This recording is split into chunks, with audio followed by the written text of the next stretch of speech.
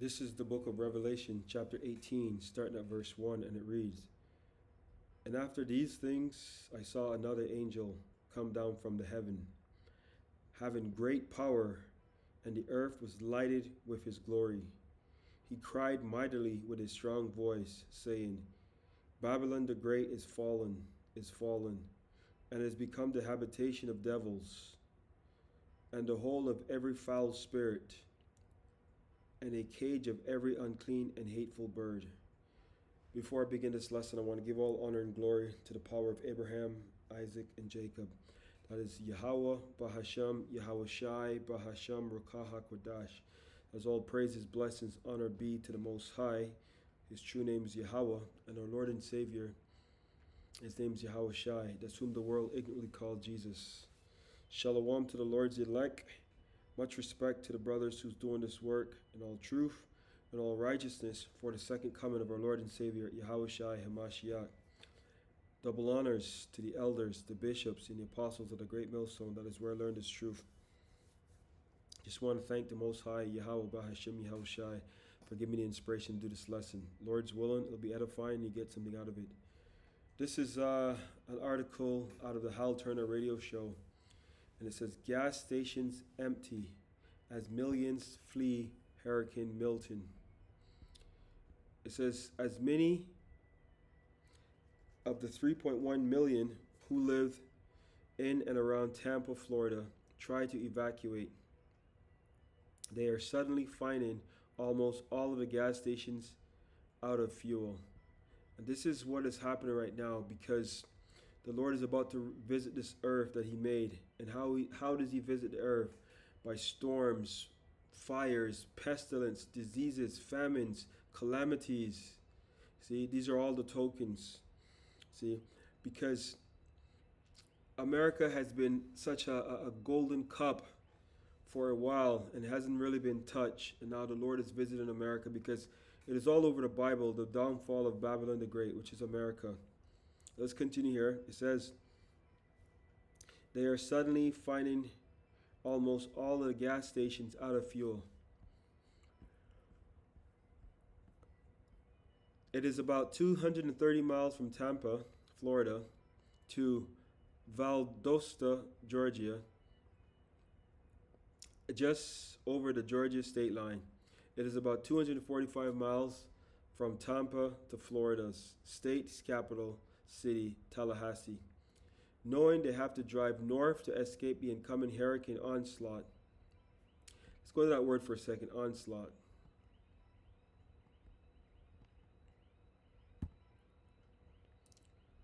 It says, a fierce or destructive attack, a series of onslaughts on the citadel, right? A large quantity of people or things. The relentless onslaught on the city was taking a heavy toll. Yeah, this is what's happening in America right now.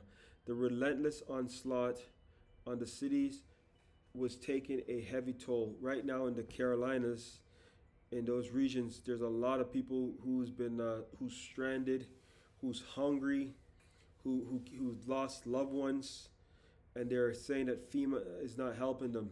See, that's Federal Emergency Management Assistance, FEMA in America. A lot of people are complaining that they're not helping. So this is what is happening in America right now. Let's go to the book of Psalms, chapter 1, verse 1, all the way down. And it says, "Blessed is the man that walketh not in the counsel of the ungodly, nor standeth in the way of sinners, nor sitteth in the seat of the scornful. But his delight is in the law of the Lord, and in the law doth he meditate day and night." Because this is going to be our only hope in Yahawah BAHASHAM YAHAWASHI. Lord's willing, speaking for myself first and foremost, I pray I'm around that number, because what is coming on this earth, I don't think the average person have a clue what is coming, and I pray for the elect.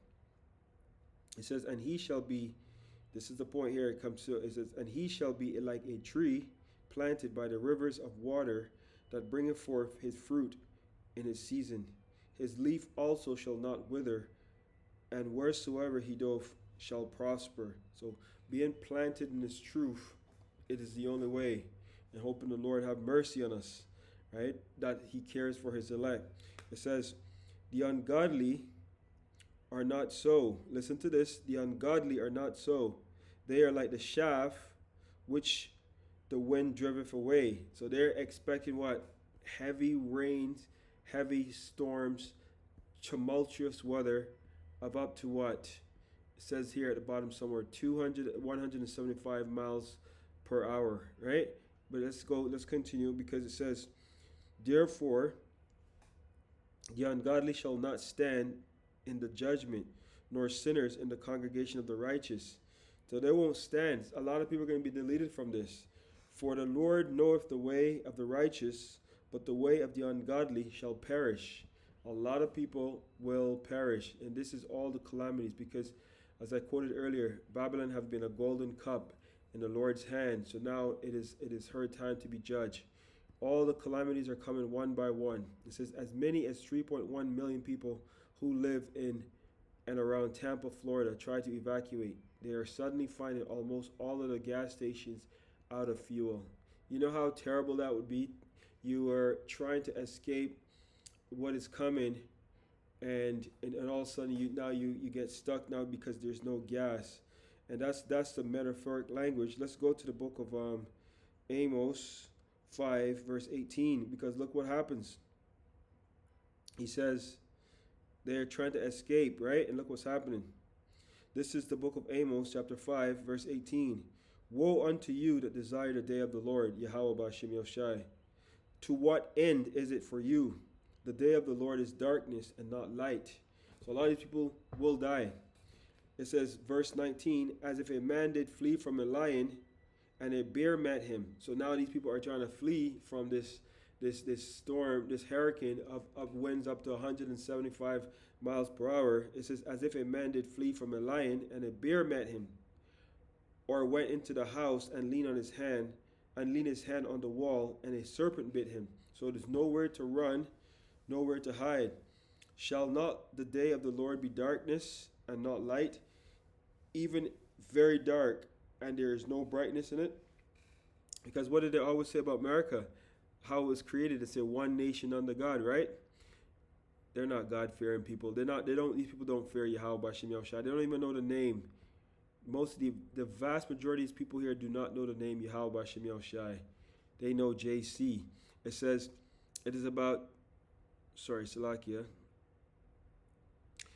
It says right here, knowing that they have to drive north to escape the incoming hurricane onslaught, most drivers realize they need to fuel up, and now there is almost no fuel to be found anywhere anywhere in Central and North Florida. It's a terrible fate to have, right? Because look at that. A lot of these people are going to be trapped on these bridges, on these areas, broken down vehicles. Just like that movie Civil War 24, where it talked about the all those Tesla vehicles that were stranded. But in that sense, they were stranded because what? Navigational systems and internet failures, and they didn't have no power. This is the same thing that's going to happen. It says reports from motorists along Interstate 75 say they are seeing some vehicles on the shoulder. That's what I just quoted. But it's not known if those are out of gas, otherwise broken down, or just resting for a few minutes. See, I just quoted that, and I had no idea this was in that article. It says, Hal Turner remarked, I have often told my 30-year-old son to keep his truck fueled up enough at all times to make it from home in New Jersey to our bug out country in rural northeast Pennsylvania. It don't matter where you run. I just read Amos 5 verse 18 and 19. It says, verse 19 again, as if a man did flee from a lion, now they're fleeing from this impending danger, and a bear met him, or went into the house and leaned his hand on the wall, and a serpent bit him. So there's nowhere to escape. That's metaphoric language.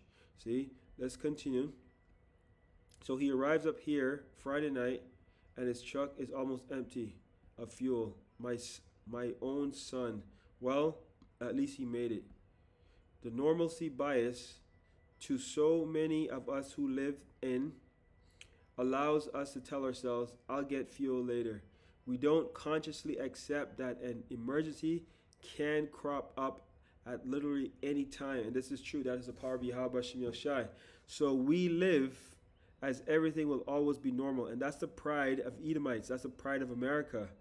That we can go out anytime we have to get fuel. Go out anytime and get fuel. Then, with an emergency does crop up, oops, I should have gotten fuel. Here's a brief video showing the fuel situation in and around Tampa, and the traffic is a nightmare. I'm going to play this video here. I don't own this video. Contrary to 107 of the section of the Copyright Act allows for fair use for commentary and for criticism. Fair use, fair use, fair use is for edification and educational purposes. Fair use, fair use, fair use. I don't own this video. I'm not making any money from this video. Fair use, fair use, fair use. A mass exodus, frantic, the fearful flocking, the wise with them.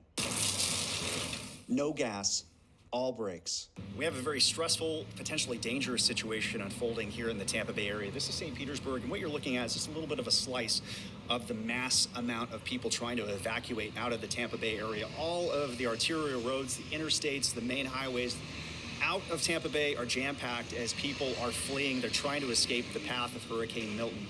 And what they're coming across are gas stations like this, closed. They do not have gas left. And so these pumps have all been wrapped with saran wrap. What that does, it helps protect the screens, the electronics from hurricane force-driven rain. They also even have the nozzles zip tied to the machine so they don't flop around in the winds as well.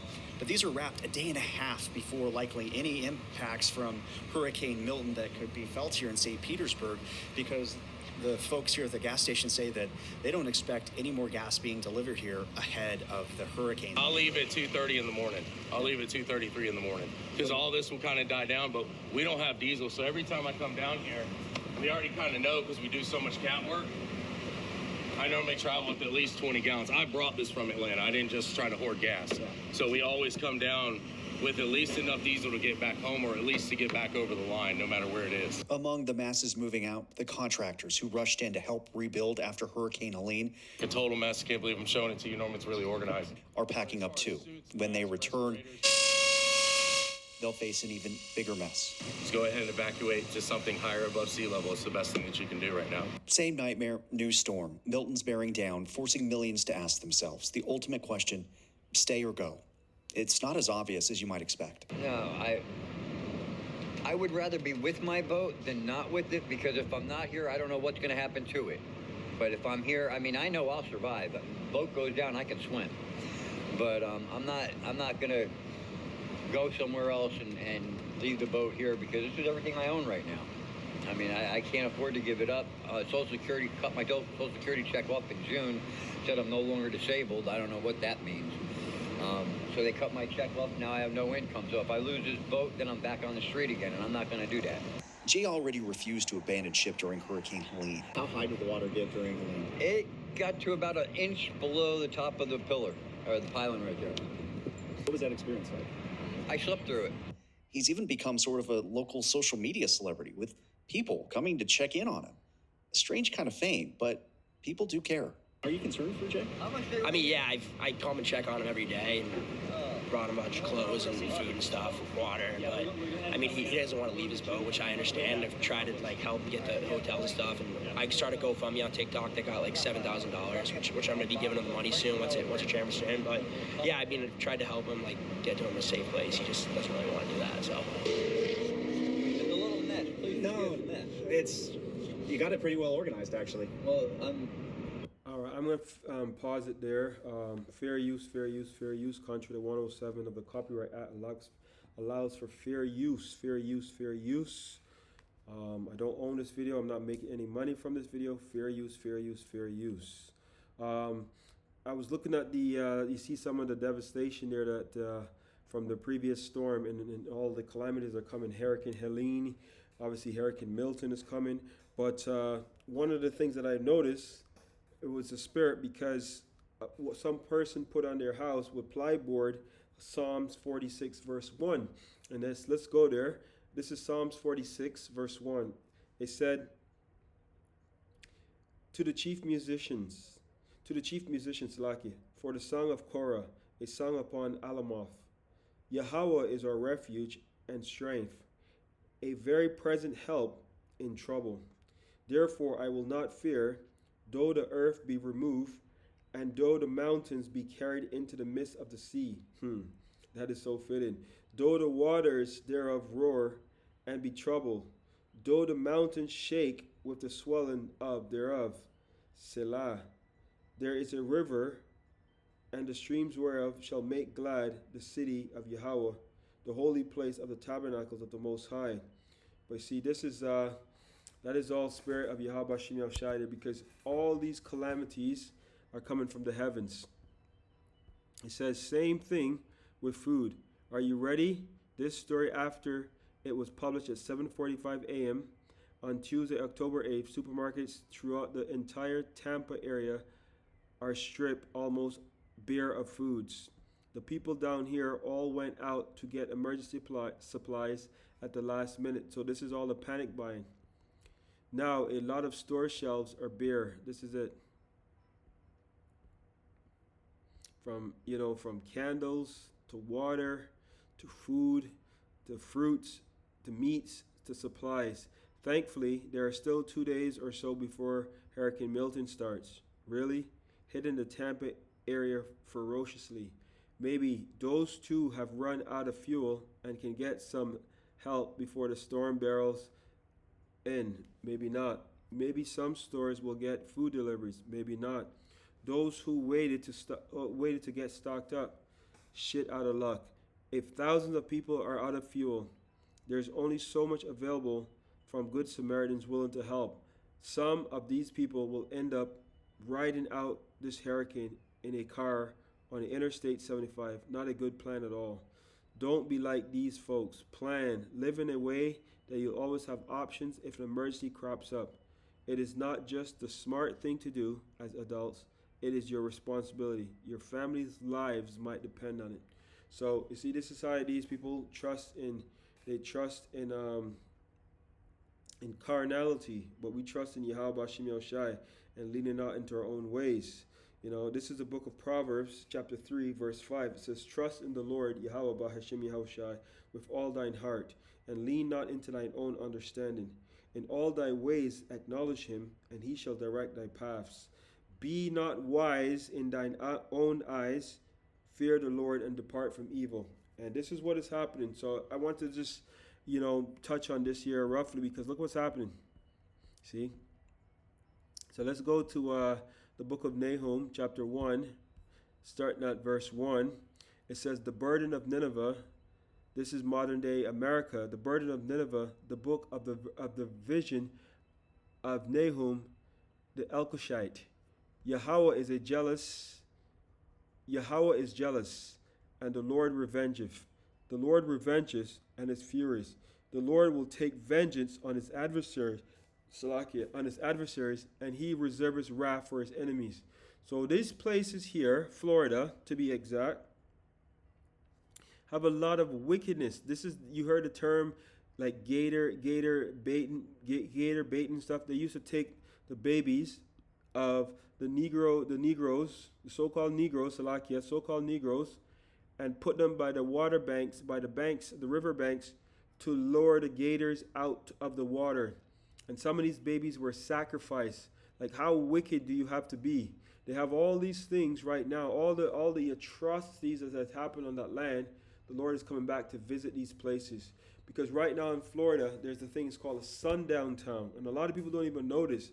I've spoken to some Americans, have no clue what never even heard of it. So let's go there, because there's a lot of them in Florida. Sundown town, right? It says 9 Florida sundown towns you should be aware of in 2024, updated. 9 of them. For years, many Florida sundown towns were not an uncommon place to come across when traveling. A sundown town is an American term for an all-white municipality or neighborhood that practice a form of segregation by excluding people of color throughout restrictive covenants, zoning laws, and intimidation. This goes back to all those Jim Crow era laws, right? Preventing people from owning homes in their neighborhood, like the redlining and all the wickedness these people have done. They got a lot of blood to pay for. You see, such towns are usually established and maintained to maintain white residency. I almost said white supremacy. That's basically what it means, right? Such towns were all usually established to maintain white residency and prevent black Americans and other non-whites from moving in. While the practice was not most common in the northern states, there were also a number of sundown towns in Florida. It says how they formed. Sundown towns were often established by local ordinances or community pressure. In some cases, developers would include restrictive covenants in their property deeds that prevented non-whites from living there. These people are wicked, man. In other instances, towns will pass zoning laws that restricted certain types of businesses or housing to specific areas. This effectively kept people of color out of the town as they were unable to find work or afford a place to live. And to this day, this devil still have all these loopholes in the system. However, restrictive covenants and zoning ordinances were not always successful in keeping minorities out of the sundown towns. In many cases, intimidation and violence were used to scare them away.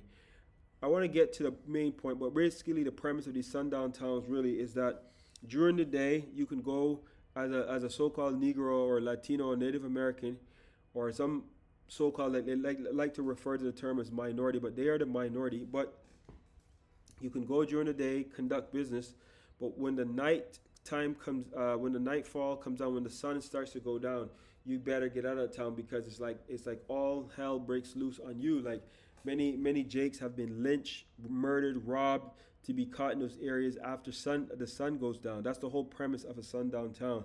But let's say let's go down here. I just want to get to some points. It says while many sundown towns were created with the explicit purpose of excluding black Americans, this is not always the case. In some instances, other non-white groups such as Hispanics, listen to this. This is how you know. This is how you know who the children of Yasharallah are. Right? This is how you know for a fact. They're gonna throw a whole bunch of people in here, but just watch this. Non-white groups such as Hispanics, Native Americans. What do we always say? Starting with the head apostles down. The so-called Negro, so-called Latino, so-called Native American. They are the Israelites of the Bible, the Hebrew Israelites of the Bible. Now look what they have here. They have JOOs and Asian Americans. These are extras that's added in there. It says we're to bear from living in these communities. Additionally, not all towns with a sundown history were all white. In some cases, some people of color were allowed to go and within the community. See, however, it was typically segregated into specific neighborhoods. I want to find the area what I'm looking at. Anyways, these are all the areas right now.